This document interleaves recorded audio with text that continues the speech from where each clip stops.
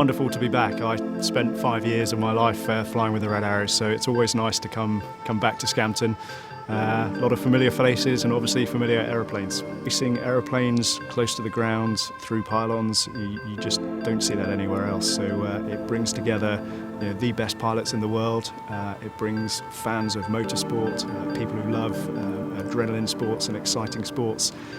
Throw it all into the mix and you just end up with this unique and spectacular event. There's nothing else like it.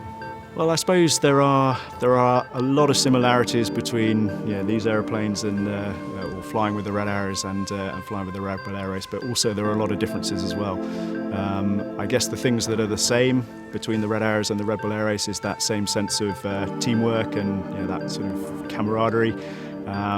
But the difference is, obviously, these aeroplanes are much faster than the Rebel Air Race race planes, but I would say the race planes are harder to fly well. You need to be a lot more accurate. The energy management is a lot more involved. So even though they're slower, they pull more G, they're a lot more manoeuvrable, and to be able to get them around a racetrack is definitely a challenge. I started off flying the Harrier, which is a great jet to fly. But then you get experienced and you get the qualifications that that mean you can't go too much higher. So I started looking for something else, and the Red Arrows was there. And I finished the Red Arrows, and I'm again looking for the next challenge.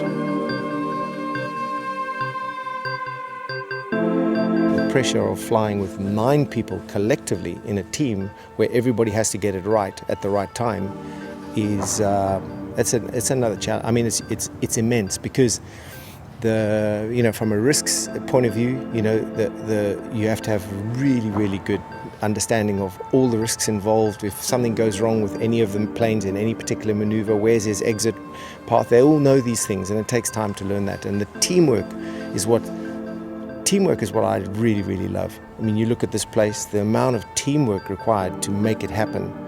We as the public see them diving in and the smoke comes on and you have a commentary and you see an amazing show.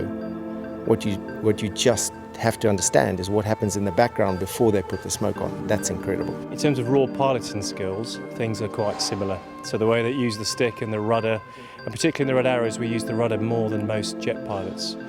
But also how much room you take up in the world. In the Hawk, we loop up to 6,000 feet, where you can probably loop this thing within about 500 or 600 feet. So it's immense how much further you travel in the Hawk to set a decent display up. So there are similarities, but for me the biggest difference is the manoeuvrability and then the physicality that you have in the MX2 and flying this type of aircraft compared with a much bigger beast with bigger inertia in the Hawk.